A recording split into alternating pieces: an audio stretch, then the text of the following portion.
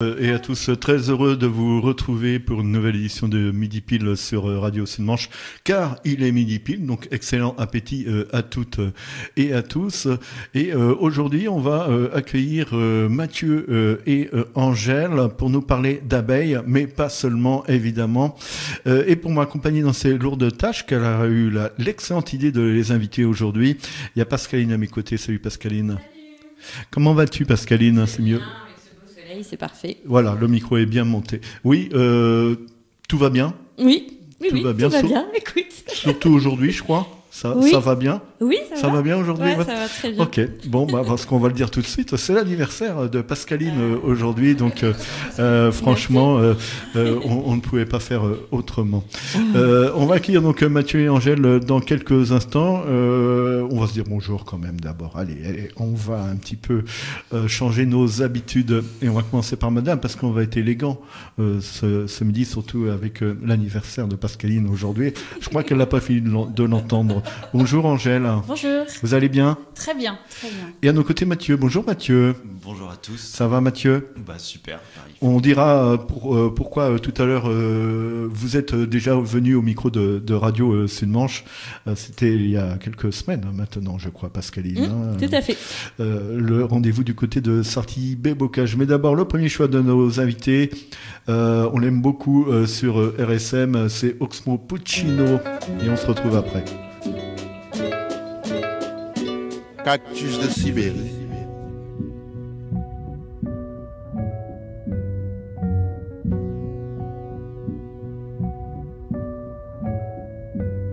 Conscient qu'une simple présence peut gêner, je ne suis pas venu traîner.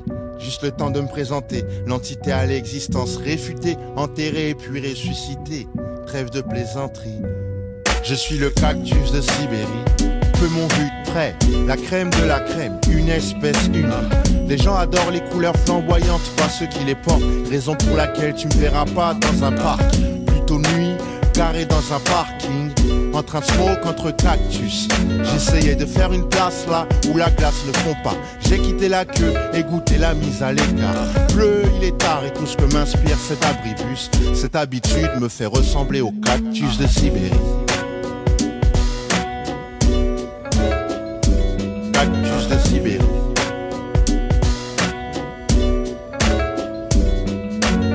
Tellement les pieds sur terre que j'ai pris racine. Sous ce calme des épinards à nitroglycérine. C'est vrai qu'à la fontaine chacun veut 3 verres de lait. Je préfère rester là planté à râper et des laits. J'aurais pu être plus commercial qu'un bouquet de roses. Saint-Valentin m'avait pas volé toutes mes proses. De ceux qui n'attendent pas qu'on les arrose et durcisse. Le temps n'a pas déformé mes propos, ils nourrissent. Tu as perdu la température des pyramides, refroidi d'avoir fréquenté les pires amis. Tu peux aiguiser tes piquants. Les gens veulent du piment. Va te frotter, tu connaîtras de nouveaux sentiments.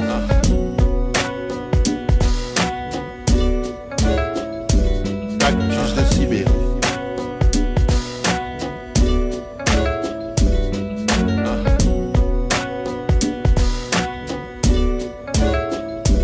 Cactus de Sibérie. Un jour Tony m'a dit Ox, t'as trouvé plus de joie dans la tristesse que toi dans la joie. Plus qu'un petit coup de pouce de l'extérieur, mon flow réconforte ceux dont les pics poussent vers l'intérieur. Tire ta peine vers le haut, que ton plaisir atteigne des sommets. Grave, c'est moi le capitaine de ce bateau. Ma sève est mélodique, savais-tu qu'un cactus avait une fleur? Au milieu des pics se cache un cœur. On t'a offert un cactus de Sibérie. En effet, c'est moins pénible qu'un bouquet qui fane. Pourquoi je garde mes fans? Car les yeux fermés, les aiguilles se transforment en pétales.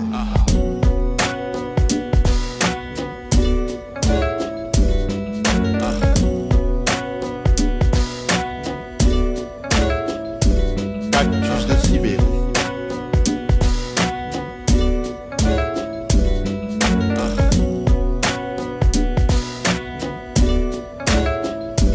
Cactus de Sibérie.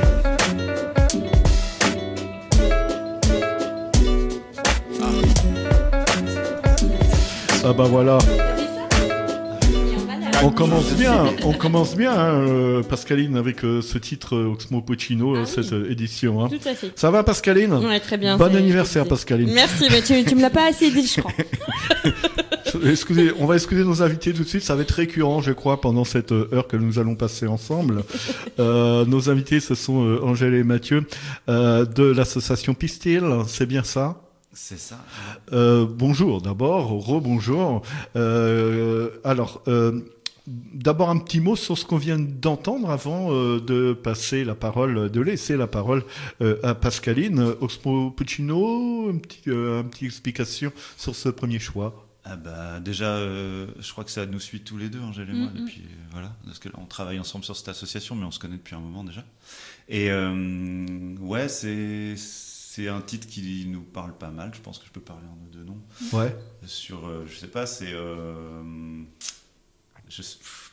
c'est compliqué la musique, mais ouais, voilà, c'est ça. Mais non, je dirais que les paroles, ça parle un peu de ce que voilà, d'un rapport au monde qui est peut-être des fois on se sent pas forcément en accord avec le monde qui nous entoure, on se sent pas. Ouais. Et je trouve que c'est une façon assez poétique de le dire, mais il a ça quoi.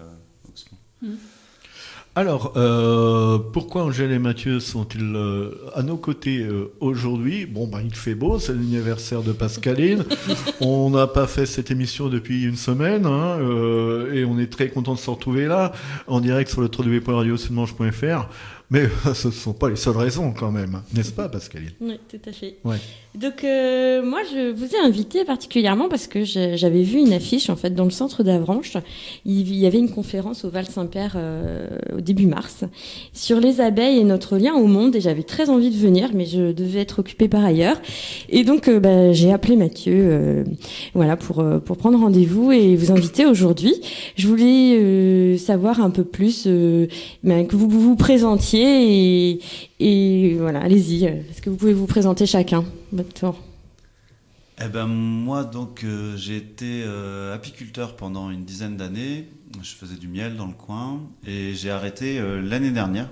Enfin j'ai arrêté. J'ai encore des abeilles mais j'ai arrêté de vendre du miel ou des essaims. Et on s'est un peu recentré avec l'association Pistil sur de la sensibilisation à l'environnement, penser un petit peu le rapport au monde, etc. Et donc, alors, travailler toujours avec l'abeille, mais plutôt dans des projets associatifs et travailler à améliorer l'habitat de l'abeille, on pourrait dire, pour faire vite. Et donc, voilà, et donc on travaille là-dessus, d'où la conférence et d'où plein de projets qu'on va pouvoir parler pendant ce moment ensemble, quoi. Mais ouais, il y a beaucoup de projets à l'association Pistil pour développer des choses autour de ça. Vous avez quel rôle dans l'association Pistil? Alors moi, pour l'instant, je suis trésorier. Et moi, je suis secrétaire. D'accord. Mais on vise à devenir une association collégiale où en fait il n'y a pas forcément de titre. Oui. On a tous une gestion, on est tous en co-gestion en fait. Donc il y a une réunion par mois du CA et on discute toutes décisions ensemble. Donc c'est des titres parce que voilà, mais ils sont pas voués à être vraiment utilisés. Oui, tu me regardes parce que oui, oui on connaît bien ça. C'est comme ça chez nous aussi. C'est la même gestion sur Radio Sud-Manche. Voilà. Des fois, c'est un peu le bazar lors des réunions, mais on adore ça.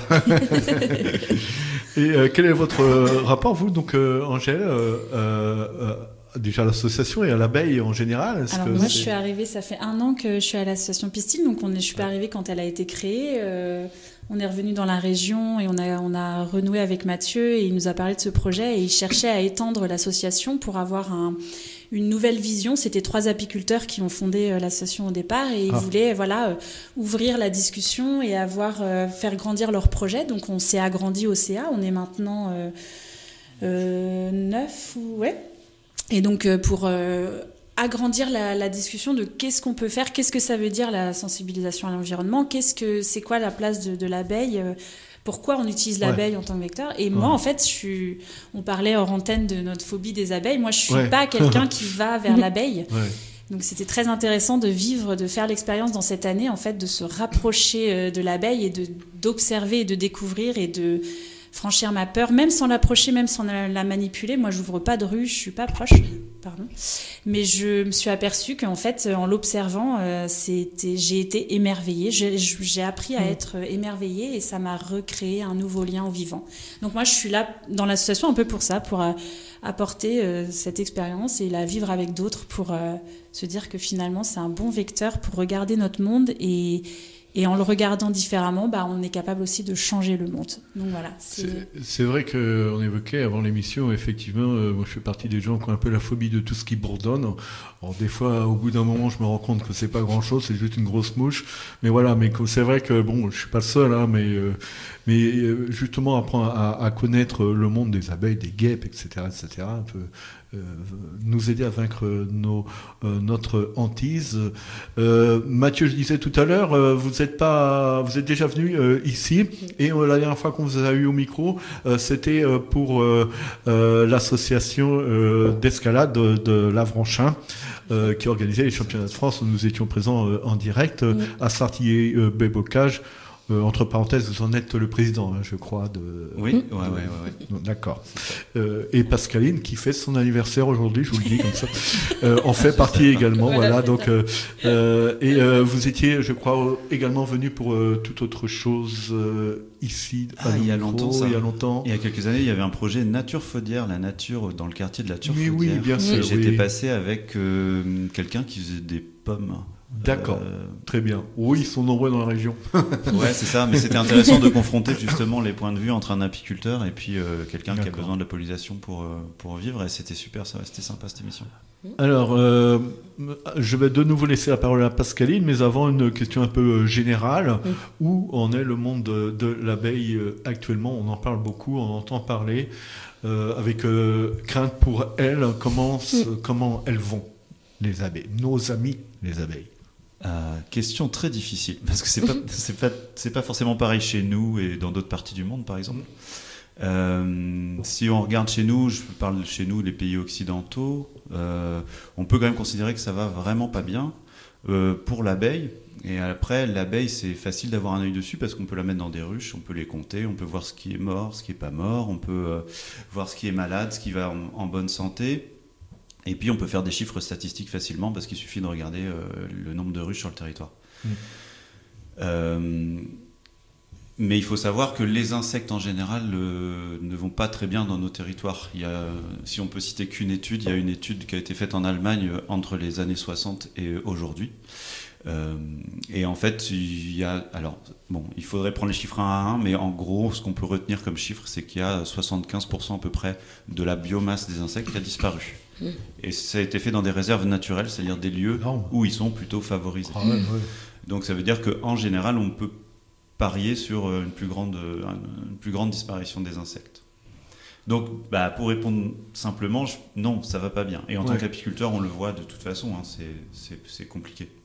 Y a-t-il des saisons pour l'abeille? Y a-t-il des pays, des températures avec lesquelles elles se sentent plus à l'aise, voire donc des pays européens ou autres? C'est très lié à la localité. Hein. Une ruche, c'est 3 km autour de la ruche, 10 km maxi de voyage de l'abeille. Donc c'est directement lié à l'environnement direct. Donc il y a des endroits en France où ça va mieux que d'autres, il y a des endroits dans le monde où ça va mieux ou moins bien que d'autres, mais c'est très très lié à l'environnement. Et c'est ce qui nous intéressait à Pistil, c'est qu'on va travailler sur l'environnement aujourd'hui. C'est-à-dire que en fait l'abeille, elle est liée directement au territoire que nous on habite aussi. Et finalement, un message que Mathieu aussi a passé dans la conférence que vous évoquiez plutôt, Pascaline, c'est de dire que finalement, on se demande si l'abeille va bien, mais l'abeille ira bien. Mais la question qu'on se demande à travers ça, c'est est-ce que si l'abeille va mal, est-ce que nous, on va mal? Donc je pense que c'est ça aussi, c'est un bio-indicateur, comme disait Mathieu, de l'environnement, mais c'est une question pour nous indirectement qu'on se pose. C'est si les insectes sont pas là, si les pollinisateurs ne font pas leur rôle, qu'est-ce que nous, en quoi ça joue? Donc l'abeille va bien, l'abeille ira bien, ou l'abeille, elle a été là avant nous. On va mieux. Et c'est ça le point de la conférence de Mathieu, c'était de dire que le rapport abeille-humain, c'est ça cette question qu'on se pose. Et voilà. Donc le rapport abeille-humain ne va pas bien. Voilà. Si on peut résumer. Et on a un rôle là dedans. Pascaline, est-ce que vous pouvez nous présenter votre association Pistil? Ouais. Tu veux, vas-y. Alors moi, je suis très... voilà, en fait, Pistil, c'est pour résumer vraiment... on propose à tous ceux et toutes celles qui veulent changer le monde de changer de point de vue. Voilà, ça c'est un peu notre résumé. On vivre le monde à travers des yeux d'une abeille. Donc en fait, on est là pour faire l'expérience du monde, de l'environnement, à travers un nouveau regard. Et c'est avec, par et pour l'abeille.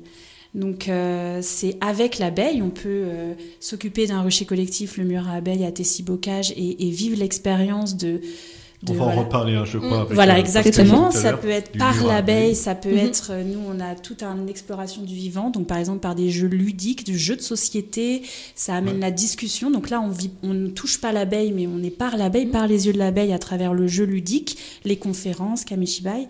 Et pour l'abeille, et là, pour l'abeille, c'est plus une vision de changement de territoire, de comment on pense notre territoire et comment on peut cohabiter avec tout le monde du vivant, en s'incluant dans le monde du vivant. Il n'y a pas la nature et l'homme, on est un monde du vivant. Donc c'est vraiment le vecteur de l'abeille qui est très symbolique, qui est un très bon bioindicateur, mais on est tous ensemble dans le même bateau. Donc voilà, c'est avec, par et pour l'abeille.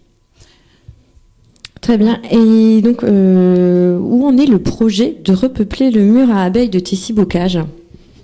Alors c'est un projet, pour refaire une petite historique, ça a commencé en 2020, où on a semé du seigle derrière le mur à abeilles. Enfin je dis on, mais en fait on inclut les habitants à chaque fois. Hein. Mhm. Nous on n'intervient pas comme un prestataire de service, on va intervenir pour créer une dynamique sur un territoire. Donc à Tessie c'était exactement ça. On a demandé aux habitants de semer du seigle derrière le mur à abeilles. Donc le mur à abeilles en fait c'est un mur qui a été... construit fin 18e ou 19e, je sais plus, dans ces eaux-là, entre les deux siècles. Et en fait, ce mur-là, il servait à mettre des ruches en paille dedans. Et donc, il y avait des abeilles, soit pour produire du miel, soit pour produire des essaims. Et donc, c'est plutôt une pratique qui vient après le Moyen-Âge, quoi. Et il était en désuétude ce mur. La mairie de Tessie-Bocage l'a rénové parce que c'est un élément de patrimoine. Et puis nous, on est arrivé derrière en découvrant ça et en se disant mais il y a un super projet à faire ici. Et on a proposé ça à la mairie, à la région, Normandie et au département qui nous ont suivis. Et donc voilà comment ça a débuté. Et donc on a commencé en 2020, automne 2020, à semer du seigle. Le seigle a poussé.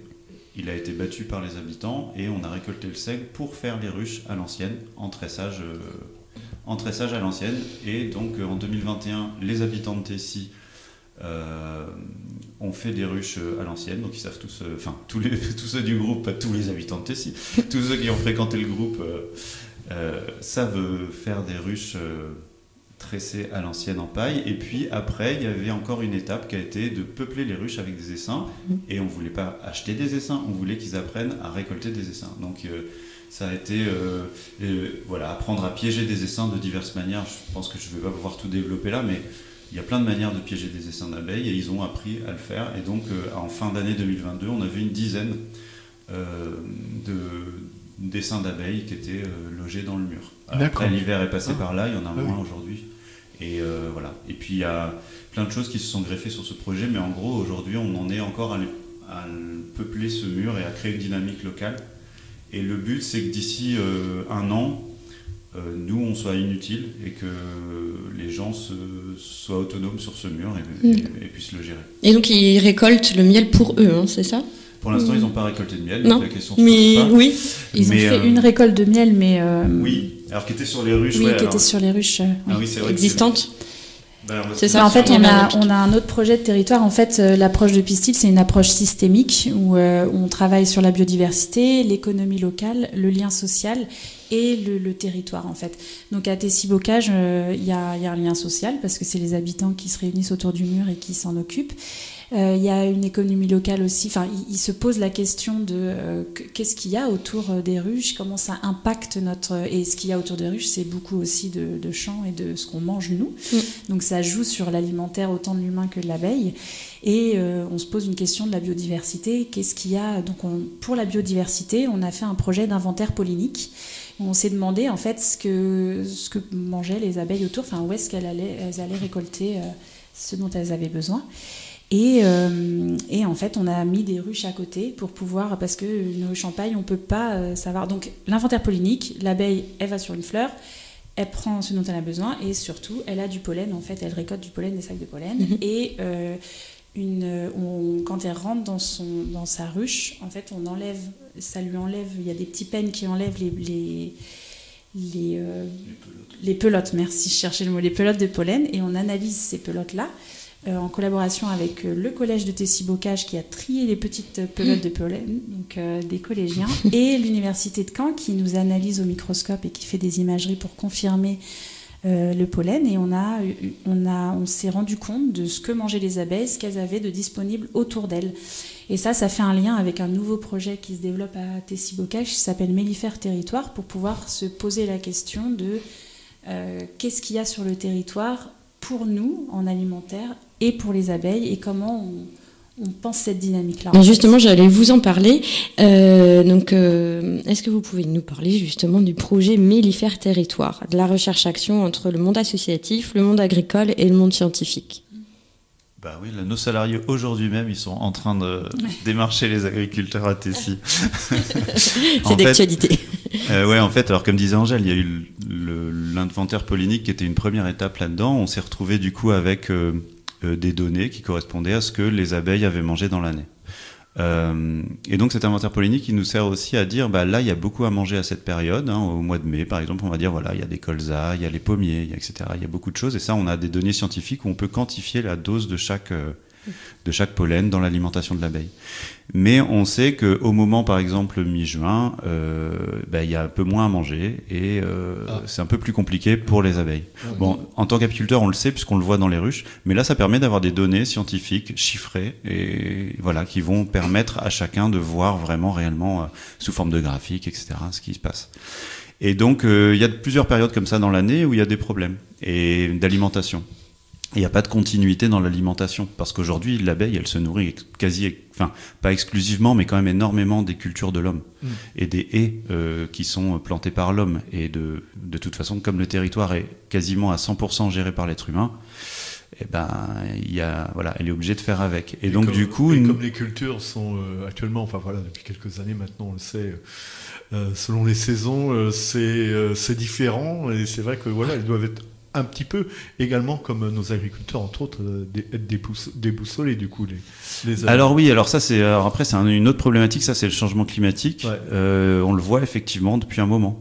Et alors dans ce projet Mellifère, on va se poser ces questions-là aussi, c'est-à-dire que avec les changements qui vont venir et qui sont même déjà présents, qu'est-ce qu'on implante sur nos territoires, comment on gère notre territoire, alors ça va être avec les agriculteurs, mais ça va être aussi avec les élus, avec tous les gens qui ont une implication sur ce qui pousse sur le territoire, pour essayer de définir une autre façon de faire. Alors ça va être par exemple réimplanter des cultures dont on a besoin localement. On sait par exemple qu'en Bretagne, il y a 50% du sarrasin qui est importé. Ce qui est complètement illogique quand on voit c'est une semence qui pousse très bien chez nous, quoi. Donc ça peut être créer une filière autour du sarrasin dans quelques années si des agriculteurs ont envie de le faire. Mais là on n'en est pas là, on est à l'étape où vraiment on se pose les questions. Et concrètement sur le terrain, c'est des salariés de chez Pistil qui vont aller démarcher les agriculteurs et les divers acteurs de projet. Et actuellement, on a un super accueil des agriculteurs. C'est vraiment super de voir ça. Ils sont partie prenante du projet. Et c'est vraiment super de voir les gens se mobiliser comme ça sur des problématiques qui justement, touchent, quoi. Ça allait être ma prochaine question, mais vous allez peut-être pouvoir répondre quand même pour la suite. Le monde agricole, le monde scientifique, comment trouvez-vous, comment ils vous accueillent? Est-ce qu'ils sont ouverts, intéressés à vos recherches, justement? Parce que c'est plutôt... moi, j'aurais pensé que c'était des mondes un peu opposés. Et voilà, votre réponse est très surprenante et c'est plutôt, je suis contente d'entendre ça. Hein.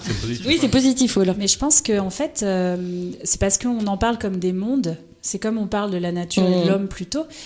C'est ces séparations-là en fait qui finalement font des grandes entités. Donc oui, quand on parle aux grandes entités, on n'a pas les mêmes façons de parler, on n'a pas les mêmes problématiques. Mais quand par contre on se rapproche tous d'un graphique et qu'on voit que tiens le trèfle, les abeilles elles ont beaucoup utilisé le trèfle et que les agriculteurs disent ah bah tiens nous on en a mis sur les côtés, donc on a un impact, donc on est dans votre graphique en fait, et ce que j'ai fait ça nourrit l'abeille, et je pense que on vient pas dire il faut faire ça. Mais on vient se dire, tiens, on a remarqué ça, qu'est-ce que vous en pensez? Qu'est-ce que vous avez fait? Qu'est-ce qu'on pourrait faire? Et je pense que c'est ça la démarche aujourd'hui. Et ça plaît à tout le monde, en fait, quand on s'assoit à une table et qu'on concrètement, on voit les choses et on n'accuse personne et on essaye d'aller vers des solutions plus que de... Et puis, on ne fait pas tout des problèmes, en fait. Il y a des choses très simples à mettre en place qu'on a tous le pouvoir de faire. Sans que ça révolutionne le système, et je pense que c'est ça Pistil, il y a un côté biorégion, il faut pas essayer de régler la France en entier, et c'est ça Tessie en fait, on a vraiment une richesse sur ce territoire-là parce qu'on peut penser à un territoire global et on touche à tout, mais très simplement en se disant bon bah peut-être que devant le mur à abeilles il faut juste qu'on mette plein de fleurs, peut-être qu'on se fait un troc de plantes et qu'on se donne des graines mellifères, peut-être que on regarde, là on a un jeu des plantes fantômes et on regarde ce qu'on mange et on regarde notre indice de ce qu'on mange, comment ça bénéficie aux abeilles, ce qu'on met dans notre assiette, comment les abeilles ça les nourrit, des choses simples. Justement dans vos observations, est-ce que vous avez pu observer que les abeilles ingéraient des pesticides par exemple, que les agriculteurs par exemple... On a eu un cas, alors après c'est très compliqué les pesticides parce que on n'a pas l'œil dessus, c'est-à-dire que les abeilles en ramènent en permanence toute l'année, mais c'est pas forcément facile de savoir l'impact réel que ça a. Alors il y a plein d'études scientifiques là-dessus, donc on sait que ça a un impact néfaste, ça c'est sûr, mais on sait pas, enfin c'est difficile d'avoir un œil précis là-dessus. Donc on a eu une intoxication, on a identifié la plante, on a identifié, parce que du coup comme on est en relation avec le labo de Caen, c'était assez facile.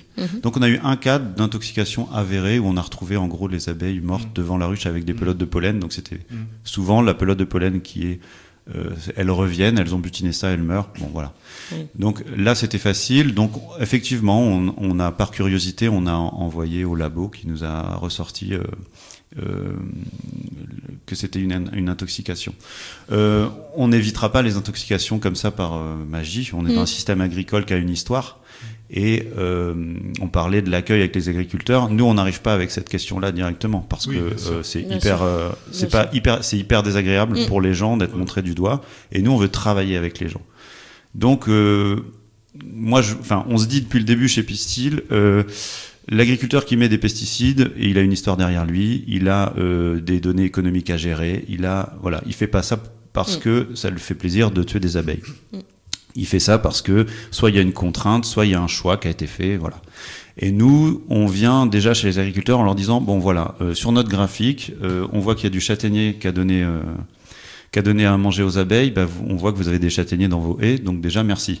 On commence par déjà dire ce qui est bénéfique, parce que en gros, la problématique de l'apiculture aujourd'hui, c'est qu'on veut pas que les apiculteurs traitent le tournesol et les colzas. Par contre, on veut bien les mettre nos ruches dessus parce que ça fait des sous quand elles font du miel. Donc, il y a quelque chose de très paradoxal dans le rapport entre les agriculteurs et les apiculteurs.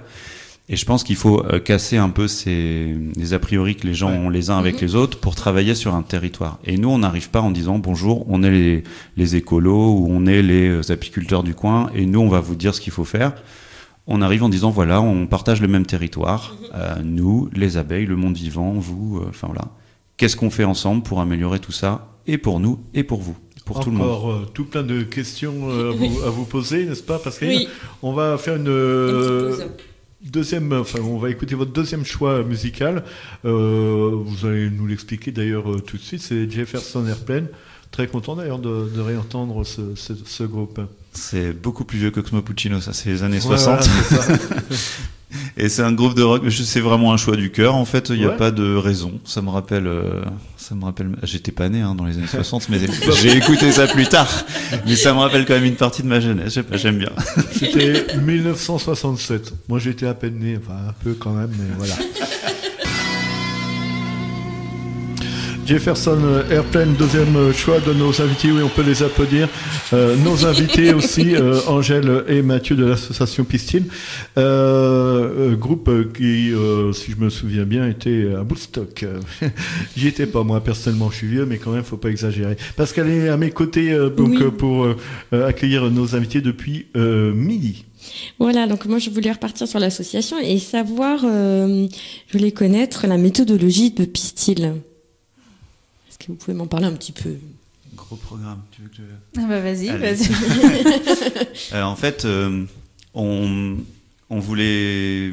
Notre but, c'était un petit peu de changer le regard, comme disait Angèle tout à l'heure, des gens en prenant l'abeille, parce qu'on s'est rendu compte, en fréquentant des apiculteurs là, pendant une dizaine d'années sur un rucher collectif, on s'est rendu compte que les gens qui n'avaient jamais eu de contact avec l'abeille et qui étaient d'origine sociale, culturelle, etc., très très différentes, tout d'un coup ils avaient ce lien ensemble déjà, l'abeille, qui faisait que moi j'ai rencontré des gens dans le rucher collectif que j'aurais sans doute jamais fréquenté, donc ça c'était super. Donc voilà, il y avait un peu la richesse de chacun et puis aussi les discussions, les débats qui sont forcément présents quand on n'est pas issu des mêmes cultures. Et ça c'était hyper intéressant. Et on s'est rendu compte au fil du temps que les gens modifiaient complètement leur vision du monde juste avec le fait d'ouvrir des ruches. Parce qu'en fait, quand on ouvre des ruches, une des premières choses qu'on regarde, c'est est-ce qu'il y a à manger dans la ruche, est-ce qu'il y a du pollen, donc c'est les protéines, est-ce qu'il y a du miel, des glucides, quoi. Parce que sans ça, elle meurt. Donc en fait, on sait qu'il y a, voilà, on doit surveiller ça. C'est une des choses qu'on doit surveiller. Et donc forcément, on va essayer de prévoir un peu ce qui va se dérouler. Et donc on va commencer à regarder ce qui fleurit. On va dire mais ça, qu'est-ce que c'est ? Et puis ça va nous intriguer. Il y a un pollen bleu qui rentre dans la ruche. De quelle plante ça vient ? Et on va commencer à se rendre compte que la ruche, c'est une mosaïque de toutes les fleurs et de tout le territoire autour de nous. Et donc, on va être obligé, si on veut faire correctement notre travail d'apiculteur, d'aller voir ce qui fleurit. Et donc, moi, j'ai passé des années à regarder dans les talus ce qu'il y avait, quoi. Et en me disant, ah, la vache, ça fleurit, il va falloir que je sois au taquet sur mes ruches parce que là, ça va pousser, elles vont se développer beaucoup, etc. Donc, en fait, on est obligé d'avoir ce rapport au monde qui change et de se poser les questions de la nourriture qui rentre. Et donc, ça pose la question de qu'est-ce qui pousse autour de chez moi comme plante. C'est ça. Et ça pousse, et après ça pousse dans cette direction-là. Et en fait, on se dit, mais oui, mais alors s'il y a des grands champs de blé, par exemple, ça apporte pas grand-chose. Par contre, si j'ai des haies partout, ça apporte des choses que j'ai vues dans ma ruche. Enfin voilà, et donc l'abeille est un super vecteur. Et donc notre méthodologie, c'est un peu de garder ce côté social d'un côté et ce côté sensibilisation à l'environnement de l'autre. Mais on est aussi une équipe qui est plutôt issue de l'idéologie de l'éducation populaire, et donc du coup on avait envie qu'il y ait une espèce d'auto-formation, une espèce de prise en main des savoirs par les gens, et donc du coup c'est ce qu'on essaye de faire à Tessier, ce qu'on va essayer de faire un peu dans tous nos projets, c'est que les gens prennent en main les savoirs. On va pas arriver en leur disant voilà vous avez c'est ça et ça, et maintenant si vous voulez faire changer les choses ça va être comme ça. En fait on pense que ça fonctionne mal, et on pense que si les gens ne se sont pas accaparés les savoirs et les expériences, bah ça fonctionne pas. Ce qu'on a vécu, c'est 10 000 fois plus intense et plus efficace que ce qu'on a lu dans un bouquin, je pense. Et vous l'avez, pardon, parce que vous l'avez la parole là évoqué, en plus. Alors que c'est ton anniversaire. Ouais, franchement, t'es gonflé. Hein. Vous l'avez évoqué tout à l'heure, Angèle. L'habitat aussi de l'abeille évolue, semble-t-il. Oui, et puis je voulais juste rebondir parce que c'est sa vision d'apiculteur et la vision de quand on n'est pas apiculteur, et c'est aussi un peu ça l'habitat, où c'est que moi j'ouvre pas la ruche, mais par contre maintenant je me dis tiens, ça commence à bourdonner. Tiens, il y a une première fleur qui arrive. Tiens, et puis des choses toutes bêtes, je me dis mais en fait j'ouvre ma boîte de maïs, je mange mes pâtes et j'adore ça, et mais le blé, les pâtes, si je mange que ça, il y a que du blé, et du coup qu'est-ce qu'elles vont manger? Donc j'ai pas ce regard du pollen dans la ruche, mais j'ai ce regard de mon habitat, de moi, de ce que je mange, de comment de comment j'impacte en fait, voilà. Et j'imagine que quand vous regardez votre jardin, même votre propre jardin, Exactement. je pense que chacun peut se dire ah bah tiens ça c'est bien pour l'abeille, ça non, enfin. Et puis même de regarder qu'ils arrivent et que tout bourdonne, oui. parce que nous on a cette vision de l'abeille ruche, donc l'abeille domestique. Apis mellifera, là tu me corriges si je dis des bêtises. Bravo, t'as bon. Et donc du coup on a cette image de l'abeille, mais ce que j'ai appris à travers Pistil, c'est que bon déjà il y a plusieurs types d'abeilles. Vous pouvez regarder, ici on a l'abeille noire, enfin la charpentière, qui est énorme, qui est très très grosse, qui est noire. On se dit pas c'est une abeille, c'est une abeille solitaire. On dit que c'est un bourdon, c'est ça? Oui, nous en fait peut-être qu'on appelle ça un bourdon. Peut-être, ouais, parce qu'on qu'elle est l'identifie, grosse, c'est la mais grosse en fait, noire, voilà, qui est d'accord. pas velue, qui brille Je un le peu. note, je le note. Parce que... Mais du coup, c'est des petites choses qu'on apprend, mais du coup, on a cette sympathie pour l'abeille qu'on voit dans la ruche, mais en fait, on peut avoir une sympathie. On s'aperçoit qu'on peut avoir une sympathie pour tout ce qui bourdonne. On peut s'émerveiller pour tout. Et j'ai plus peur de la guêpe. Je la vois différemment. Et voilà. Donc c'est vraiment dans notre jardin, c'est pas forcément planter des choses qui vont nourrir les abeilles. C'est aussi, mais en fait, arrêtez-vous, mettez-vous sur la terrasse. Et regardez, et là c'est le meilleur moment en ce moment. Vous disiez il fait beau, je me sens bien, mais il fait beau parce que tout d'un coup la nature se réveille. Aujourd'hui et nous aussi. en tout cas. On a de la chance. On a de la chance, vous êtes venu avec le soleil, donc forcément, c'est ça, pour parler d'abeilles. On fait ça à Pistil. Et justement, j'espère ne pas... oui, j'espère que tu ne me prends pas de questions. On en est où actuellement, là les abeilles, c'en est où actuellement là? Ça sort de partout. On est le 4 avril. Ouais, ça sort. En fait, ça commence beaucoup plus tôt que ça, mais là, avec le soleil, on voit vraiment ce qui se passe. Et tout se réveille, alors, les abeilles mellifères, elles sortent là. Les abeilles qu'il y a dans les ruches, elles sortent. Mais il y a aussi, effectivement, toutes les xylocopes. Alors, c'est xylocopes violettes, celles que tu disais là. C'est pour crâner un peu. Ouais, je vois ça. En fait, ça, il y en a qui arrivent. Les bourdons, ça commence à chercher des nids pour. En fait, les reines se réveillent et puis elles cherchent un petit trou, etc. Donc, n'enlevez pas les taupinières. J'ai vu l'autre jour un bourdon qui se faisait un nid. C'est de la terre facile à creuser, donc elles font des nids là-dedans. Ah ouais. Voilà. Donc voilà. Mais donc du coup voilà, ça amène aussi à la biodiversité en général. C'est-à-dire que où est-ce qu'il faut des endroits pour nicher. Donc c'est-à-dire que si vous avez un arbre mort dans votre jardin et que vous le coupez, vous enlevez un habitat pour énormément de monde, que ce soit des coléoptères, que ce soit des abeilles, des frelons, etc. Il y a énormément de vie et un des gros soucis au niveau de l'habitat justement, c'est qu'aujourd'hui les zones naturelles, il y en a très très peu et quasiment toutes les abeilles qu'on a aujourd'hui, en tout cas les mellifères, elles sont dans les ruches et il y a très peu d'habitat pour les abeilles à l'état sauvage. Faut pas oublier que c'est sylvestre comme animal au départ, c'est une qui ça vit dans les bois quoi. Donc comme les bois il y en a pas beaucoup et comme souvent c'est géré par l'homme, elles ont plus de lieu où habiter à l'état sauvage. C'est pour ça que vous en avez des fois dans vos cheminées, derrière des stores ou des trucs comme ça. C'est intéressant ce que vous dites parce que ça veut dire que ça a évolué dans le sens inverse peut-être parce qu'auparavant on pouvait plus facilement imaginer effectivement les abeilles dans des lors d'une promenade en forêt par exemple ou à l'extérieur et là c'est plutôt les ruches en général qui leur apportent l'habitat nécessaire. Il y a plus de ruches maintenant, surtout qu'on les reproduit, c'est plus facile. L'équilibre est différent. Il y a 1,5 million de ruches en France à peu près. C'est quasiment que créé artificiellement. Il y a très peu de récolte d'essaims sauvages aujourd'hui en France. Il y a très très peu d'essaims sauvages. Donc on les recrée artificiellement. Ça explique aussi que ce soit quasiment tout dans des ruches. C'est-à-dire que après, si on laisse les abeilles vivre et qu'on arrête de s'en occuper, de les reproduire artificiellement, au bout de 3 ans, il ne reste plus grand-chose. J'ai le sentiment quand même qu'il y a de plus en plus d'individuels, en fait, de personnes à domicile qui prennent des ruches. 1, 2, voire plus parfois. Vous l'avez remarqué aussi, j'imagine. C'est souvent comme ça qu'on nous contacte aussi. C'est je veux apprendre. J'aimerais bien mettre une ruche dans mon jardin. Comment on fait? D'accord. Et donc c'est ça aussi qu'on questionne à Pistil, c'est ce rapport à pourquoi en fait on veut une ruche dans le jardin, quelle est l'intention derrière cette ruche dans le jardin. Et finalement c'est toujours une très bonne intention, c'est qu'en fait on a envie d'aider, on a envie de changer les choses, on a envie de se confronter à ça pour se mettre un petit défi aussi, de savoir comment les choses marchent. Et, Pas seulement pour avoir du miel, quoi. Oui, c'est ça. Bien sûr, c'est le plus, mais je pense pas que ça soit que ça, en fait. Non, t'as raison, c'est secondaire pour les Voilà, gens je maintenant, pense. souvent. Hein. Ouais. Parce qu'en plus, c'est pas si facile que ça d'avoir du miel. Absolument. Enfin, c'est pas si facile que ça. Je veux dire, Ça s'apprend, quoi. Voilà, Ouais. ça s'apprend. Donc, c'est peut-être pas la première volonté, mais c'est un intérêt, une curiosité. Mais c'est pour ça, en fait, qu'il y a plein d'étapes avant ça, de se mettre sur sa terrasse, je disais plus tôt, et de regarder l'abeille où ils vont, et déjà de se dire, tiens, pourquoi ils vont dans la terre, tiens, je vais peut-être laisser ce bout de bois que j'ai mis là, je vais peut-être laisser ça. Donc il y a toute cette étape-là avant d'avoir une ruche dans le jardin.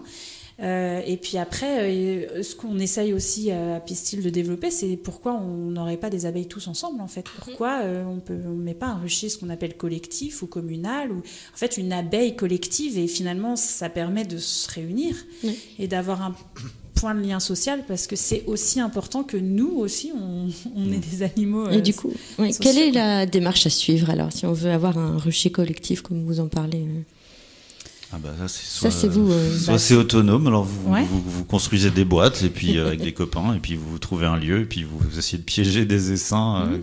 Voilà. Si vous savez pas faire tout seul, nous on peut trouver des modes d'accompagnement avec des interventions de l'association, ça peut exister. Mais on pousse pas à dire on va mettre des ruchers collectifs partout. Nous on veut pas chercher forcément du travail à tout prix, et voilà. Non. Si c'est un projet avec un collectif et où ça peut amener des choses intéressantes entre vous et entre voilà, ça devient intéressant. Mais mettre des abeilles pour mettre des abeilles, c'est un peu ce que disait Angèle juste avant. C'est pas forcément utile. Vous êtes dans votre jardin, vous plantez des fleurs, vous avez fait ce qu'il fallait. Il y a pas besoin d'acheter un essaim qui va être créé complètement artificiellement par un apiculteur. Avec une reine d'un autre élevage, enfin voilà, je passe les détails, mais c'est très artificiel en fait. On pourrait imaginer, comme il y a les jardins potagers partagés, avoir, pourquoi pas, des ruches partagées. Ouais, le rucher collectif de Sartilly, il a été créé en 2010-2011, je crois. Ah, d'accord. Moi, j'ai appris en 2010 là-bas. D'accord. Et c'était un rucher complètement informel, et il y a des centaines de personnes qui sont, enfin des centaines, une centaine, c'est déjà pas mal, en une dizaine d'années, qui en sont passées, voilà. D'accord. Et donc là, il est en passe de déménagement parce qu'il n'y a plus de groupe très actif sur Sartilly, mais ça a quand même duré 12 ans, quoi. Donc c'est pas mal.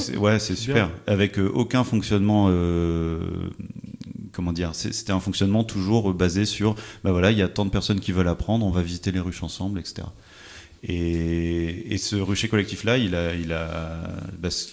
Pistil a émergé de ça déjà, donc ça a déjà eu le mérite de produire ça. Et puis il y a des tas de gens qui ont pris des ruches ou pas, mais qui sont repartis avec une connaissance de l'abeille, avec une envie aussi de changer de regard sur comment on vit avec l'abeille, quoi. Donc c'est intéressant. D'accord. J'ai une autre question qui m'est venue tout à l'heure à l'idée. Est-ce que vous connaissez déjà le festival Pluie de Juillet ? Est-ce que vous avez pensé peut-être à intervenir, ou est-ce que c'est déjà le cas ? Moi, je suis intervenu avec la conférence il y a, je sais plus, 2-3 ans. 2 ans. D'accord. 2 ans, je crois, ouais. 2 ans. Et puis, ils m'ont fait revenir pour d'autres événements. Ouais. Par rapport aux abeilles, toujours, oui. Par rapport aux abeilles. Et là, je fais une conférence un petit peu différente. J'essaie de faire évoluer le modèle, parce qu'une conférence, c'est un petit peu sérieux, et ça me correspond pas trop. Et du coup, j'essaie de faire évoluer ça vers un truc un peu plus ludique. Et le 21 mai, on est à Saint-Jean-le-Thomas avec les Pluies de Juillet, justement. Il y a une visite d'une ferme florale. Je ne sais pas si on dit ferme florale, mais quelqu'un qui produit de la fleur. D'accord. Et donc moi j'interviens autour de la problématique de la pollinisation après. Donc si vous voulez aller faire un tour là-bas, c'est à Saint-Jean-le-Thomas. Je crois que ça commence environ de 14h, un truc comme ça. D'accord. Et alors mon autre question, c'est vos objectifs du coup avec cette association-là. Changer le monde. Comme ça, simplement. Dès demain, ou on attend un peu parce que... Il n'y a pas le temps. Il n'y a pas le temps. À la fois il n'y a pas le temps, mais à la fois on ne sait pas à quelle échéance on va y arriver. Exactement. Parce que j'ai piscine demain, alors ça pouvait attendre.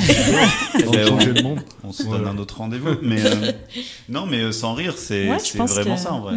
C'est on est hyper impuissant par rapport à plein de choses, quoi. Moi, je me sens hyper impuissant par rapport à plein de trucs. Bien sûr. Il y a des problématiques sur lesquelles on a très très peu de prise. Je pense que ça peut parler à des gens en ce moment particulièrement. Mais mais sur plein de choses, quoi. C'est-à-dire que on sait qu'il y a des choses qu'il faut qu'on arrête de faire. On sait qu'on a une consommation d'énergie et des surfaces agricoles qui est incohérente avec la vie sur Terre. Enfin, c'est juste impossible, quoi. Et on sait d'où ça vient, on sait qu'il y a des facteurs économiques, on sait tous ça. Et maintenant, aux Epistyles, l'idée, c'est aussi d'essayer de se dire, bah voilà, on essaye de faire un truc, parce que c'est hyper anxiogène de rien faire, en fait. Ouais, je pense on a tendance à fuir le problème parce que déjà on se sent impuissant et ça nous paraît plus grand que nous. Et je pense que Epistyles, c'est aussi reprendre le pouvoir, d'arrêter de fuir et de reprendre le pouvoir et de s'apercevoir qu'on a une capacité de changer les choses, alors à notre niveau, mais pourquoi pas. Et reprendre ce pouvoir-là, ça donne confiance en soi et ça c'est effet boule de neige, mais je vous assure, tout est impacté et c'est comme un changement, on voit plus les choses de la même façon et le pouvoir grandit. Et donc voilà, c'est quand je dis changer le monde, c'est parce que si on se dit pas qu'on va le faire, on va jamais le faire. Donc voilà, et c'est l'envie, quoi, en tout cas. Et justement, est-ce que vous intervenez auprès des jeunes, auprès des scolaires comment ça se passe? Est-ce qu'on fait appel à vous directement? C'est-à-dire, est-ce que c'est un collège qui va vous appeler, une école primaire ou un lycée? Ce qui se passe, ouais. Oui, ça se passe comme ça? Ouais, donc ça c'est notre pôle, enfin je dis pôle, mais c'est parce que ça nous aide aussi, mais c'est les explorateurs du vivant. D'accord. Donc c'est utiliser le ludique, le lien social, la communication, le jeu, enfin voilà, le ludique pour ouvrir les yeux, observer et vivre le monde à travers les yeux d'une abeille. Donc ça, voilà, ça peut être du plus petit. On a des outils comme le Kamishibai où on raconte des contes de nature et on a une discussion autour de ça avec les enfants. Donc ça sera plutôt primaire et plus petit. Et après, on a tout un stock de jeux de société qui sont en rapport avec l'environnement, mais pas pour apprendre en fait, mais juste c'est une petite abeille qui va polliniser des fleurs et plus on fait de chemins différents, on a des objectifs, on ramasse des points. Donc c'est pas pour apprendre telle fleur ou quelle fleur elle pollinise. C'est pour voir des choses qu'on voit pas forcément partout et après transposer à ce qu'on a vécu aux jeux de société dans notre vie de tous les jours. Donc ça peut être des jeux ludiques pour les plus grands, primaires, collèges. Et après, on a plein aussi de jeux et de discussions plutôt philosophiques qui sera plus pour les collégiens et lycéens, quoi. Voilà. Très bien. Comment on peut adhérer à Epistyles? J'ai vu que c'était au prix libre, donc au prix de votre choix. Voilà. Comment ça se passe? Est-ce qu'il faut passer par un lien direct? Il y a Hello Asso, en fait, comme vous. Je pense que c'est le vecteur. Après, on a aussi l'adresse. Donc, ça peut être pour ceux qui sont pas à l'aise d'envoyer un bulletin, enfin, d'une lettre en disant qu'on veut adhérer avec son nom et prix libre. On rappelle quand même, c'est un truc qu'on dit à Epistyles, c'est que soutenir une association, c'est pas forcément financier. On a la chance d'avoir des gens qui nous soutiennent, un financement important, mais c'est les voix en fait. Une association, si on n'a pas d'adhérents, on n'est pas considéré comme intéressant pour le monde, donc les subventions viennent pas. Donc c'est vrai que les adhérents, ça montre que vous nous soutenez, vous aimez ce qu'on fait, ce qu'on propose, et vous nous permettez de continuer à vivre. Donc c'est pas l'argent c'est symbolique, mais c'est vraiment. D'ailleurs, il y a combien d'adhérents à peu près dans votre association aujourd'hui? Faut qu'on fasse les comptes. Ouais. Là, on est environ. On était à 60 environ. Ouais, c'est énorme, c'est bien. Oui, c'est bien. Ouais. Et d'ailleurs, on a l'AG qui arrive en juin. Donc, voilà, on n'a pas la date à préciser, mais ça sera autour du mois de juin. D'accord. Sûrement sur le Val-Saint-Père. Et en tant que, parce que vous avez l'air très active avec l'association Epistyles, vous avez des bénévoles, vous avez un besoin aussi de nous, toujours de bénévoles? Si on en a plus, ce serait bien, ouais. Ouais, voilà. C'est bien. En fait, on développe beaucoup de choses, mais ça vient un peu vers nous. C'est-à-dire que tout ce qu'on a fait sur Tessie, c'est venu un peu naturellement. Il y a eu des opportunités, des gens qui nous ont contactés, des gens qui avaient des envies, et du coup on a beaucoup développé ce projet-là. À côté de ça, on développe aussi les explorateurs du vivant qui vont plus s'adresser à d'autres publics, etc. Donc on développe beaucoup de choses, et effectivement si on a quelques bénévoles en plus, c'est toujours bon à prendre. Mais ça, c'est quelque chose, tout a été très vite à Pistil en fait. Hein, on s'est rendu compte que ça a pris de l'ampleur très très vite. Oui, on vous l'avait certainement dit au début, mais je ne l'ai pas retenu.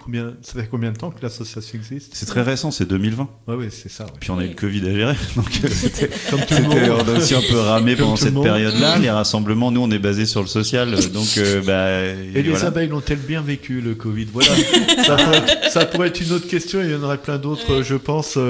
Moi, je pense notamment au rapport au frelon asiatique, notamment, on en a beaucoup parlé. Mais je crois qu'on va manquer de temps. Vouliez-vous rajouter quelque chose, cher ami? Juste au moins les coordonnées et savoir comment on peut vous contacter sur les réseaux. Voilà. Est-ce qu'il y a des contacts Alors, on n'est pas trop sur les réseaux. D'accord. Parce que On a justement, on a cherché, on n'a pas trouvé. Alors, voilà. Il y en Juste a pour qui ont dire un mot essayé. là-dessus, c'est pour. c'est vraiment idéologique. C'est-à-dire D'accord. que Ok. faire de la bande passante et dépenser beaucoup d'énergie. Le numérique, c'est pas anodin, c'est vraiment un gros problème. Et on s'est dit que les gens, comme on bosse très localement, on s'est dit qu'on ferait passer les informations autrement. Donc on a quand même une mailing list à laquelle vous pouvez vous inscrire. Donc il y a le mail, c'est pistilasso @tutanota.com, mais ça vous le retrouvez sur notre site pistilasso.fr. Et vous pouvez nous envoyer un petit mail, un courrier, parce qu'on prend les courriers aussi. Et voilà, donc vous ne trouverez pas sur tout ce qui est Twitter, Facebook, Insta, tout ça. Mais on est joignable. Je veux dire, aujourd'hui, il y a plein de moyens de se joindre. On a des numéros de téléphone, on a sur le site, on a un mail, etc. Et puis on a une newsletter. Si vous êtes adhérent ou si vous voulez avoir la newsletter, vous pouvez nous envoyer un petit mail. Et on vous inscrit, et tous les mois vous avez Angèle qui vous prépare une super newsletter avec toutes les infos de l'asso, quoi. Et si vous n'avez pas eu le temps de noter tout ça, que vous êtes sur Radio Line, que vous êtes en train de nous écouter, vous nous contactez, on vous redonnera toutes les coordonnées nécessaires. 06 09 56 41 87 pour le numéro de téléphone, et pour le mail pareil, branchefm@gmail.com, comme souvent. J'ai l'habitude de dire, de discuter avec nos invités de tout cela, parfois selon les thèmes explorés hors antenne, en off, mais là je pense qu'on pourrait, pourquoi pas, Pascaline, qu'en penses-tu, créer spécialement une chronique sur le monde de l'abeille? Ce serait génial. Grâce à Pistil, ce serait vraiment super, parce que j'ai vraiment le sentiment qu'il y a vraiment énormément de choses à partager et à découvrir. Merci beaucoup à vous. Avec plaisir. Merci beaucoup. On va se quitter avec vos deux derniers choix musicaux. Tout à l'heure, on aura Gaël Faye, qu'on connaît bien, donc là, il n'y a pas de souci. Mais par contre, le premier titre pour se dire au revoir, c'est Dalbéton, c'est ça? Dalbéton, un petit groupe qu'on vient de découvrir avec Angèle. Merci Paul. En fait, un copain nous a fait découvrir ce groupe, et le titre colle très bien à l'actualité, puisqu'il s'appelle 49.3. Et voilà. Avec beaucoup de dérision, ce qu'on a à Pistil aussi. Donc. Le Dalbéton, c'est le nom du groupe, alors. C'est le nom du groupe, et je vous invite à les découvrir. C'est très très bon. Ils sont de la région? J'en sais rien du tout. D'accord. Comme ça, c'est fait. On ira voir. Si quelqu'un sait. Un petit mot sur le programme d'aujourd'hui. On aura l'offre d'emploi du jour tout à l'heure à 13h30 par l'offre d'emploi Flash Impro, David et ses amis à partir de 14h30. Je retrouverai moi perso avec Pascal à 15h pour Coda, la nouvelle édition jusqu'à 16h. On aura les courts-lettrages de Sarah un peu plus tard, le sujet de la semaine. Les rencontres de Sophie ce soir à partir de 18h, qui, je me trompe pas, aura pour invité une metteuse en scène. Et puis ciné-musique avec Pascaline à partir de 19h cette semaine. Tu nous parles, tu reviens sur la bande originale de Lost in Translation. C'est pas le Grand Bleu? Ah, c'est le Grand Bleu cette semaine. Pardon, excuse-moi, mais tout à l'heure tu m'as perturbé, tu m'as mis ça. on est un petit peu décalé. Désolé. C'est le Grand Bleu.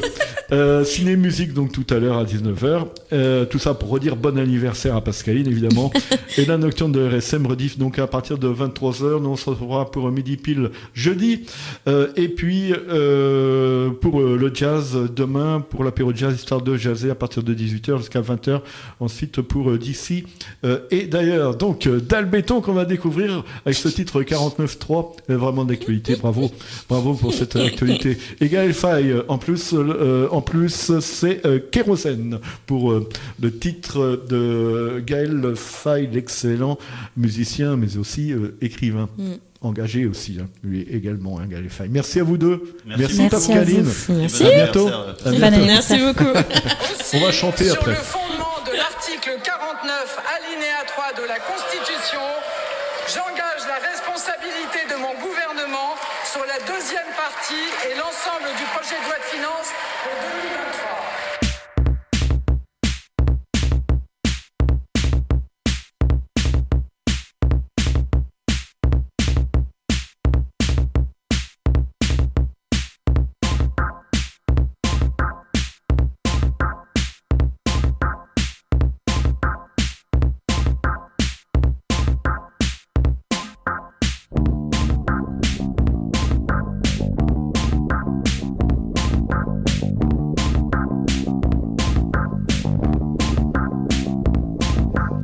Peut pas passer 49-3, t'as pas la majorité 49-3, Ruffin veut pas la fermer 49-3, les députés sont dissipés 49-3, la France a manifesté 49-3, rien à foutre de la CGT 49-3, peut-être voir les gens travailler 49-3, peut-être pas trop les retraités 49-3, longue journée à l'Assemblée 49-3, t'as envie d'aller te coucher 49-3, ta voiture est mal garée peut pas passer 49-3.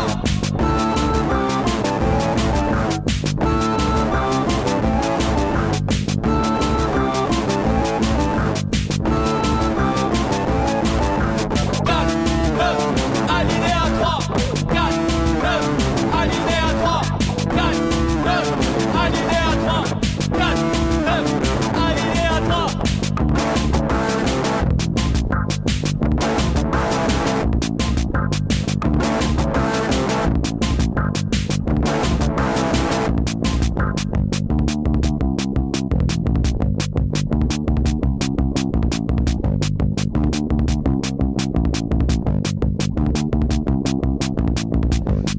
Peut pas passer 49-3, t'as pas la majorité 49-3, Ruffin veut pas la fermer 49-3, les députés sont dissipés 49-3, la France a manifesté 49-3, rien à foutre de la CGT 49-3, peut-être voir les gens travailler 49-3, peut-être pas trop les retraités 49-3, longue journée à l'Assemblée 49-3, t'as envie d'aller te coucher 49-3, ta voiture est mal garée 49-3, la réforme peut pas passer 49-3, 4, 9, alinéa 3 4, 9, alinéa 3 4, 9, alinéa 3 4, 9, alinéa 3.